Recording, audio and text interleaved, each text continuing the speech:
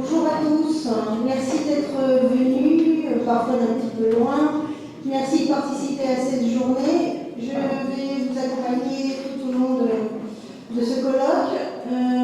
Tout d'abord, je vais vous présenter, pour ceux qui ne connaîtraient pas, André Chenet, qui est donc président d'Adecosa 83.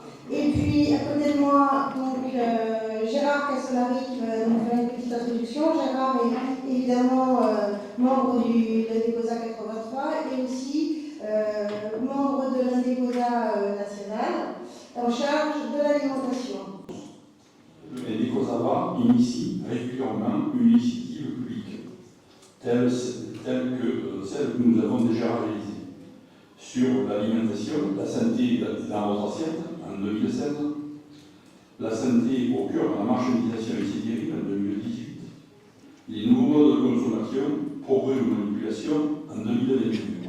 Pour ce colloque, nous nous contenterons d'aborder 3 sujets. Les contrôles alimentaires, la nutrition dans le Nutri-Score et la précarité alimentaire.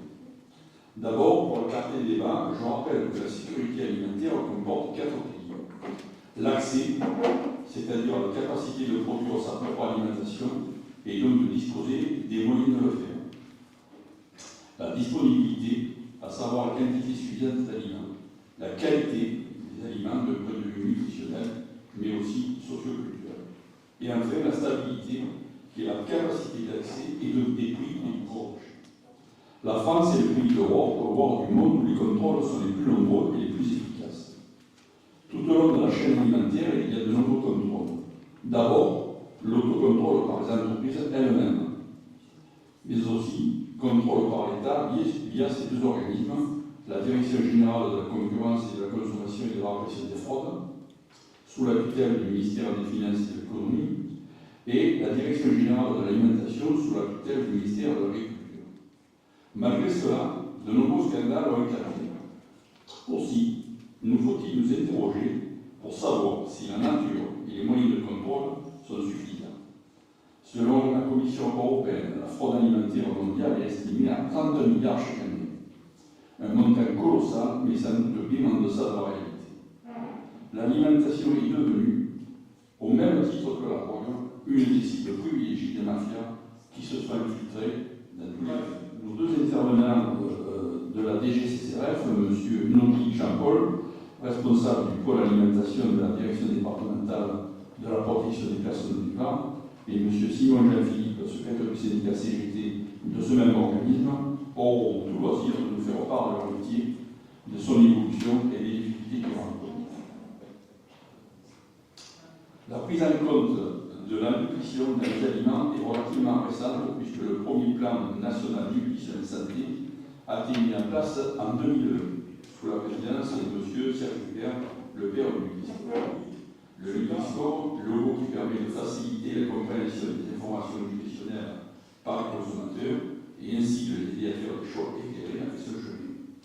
Ce logo à 5 couleurs apparaît aujourd'hui sur les étiquettes de nombreux produits en France et dans 6 autres pays européens. Mais il n'est toujours pas obligatoire.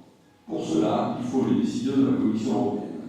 Et nous verrons avec Mme Mathilde Duguet, scientifique éminente, directrice de l'équipe d'épidémiologie nutritionnelle ancienne, qui a participé à l'élaboration du Nutri-Score, ce qui est réellement ce logo. La précarité alimentaire est en constante augmentation dans la 5e puissance économique mondiale. En France, près de 12 millions de personnes vivent sous le seuil de pauvreté. L'inflation sur les prix alimentaires a des effets dévastateurs sur les populations les plus en difficulté. L'aide alimentaire en France concernerait 5 millions de personnes.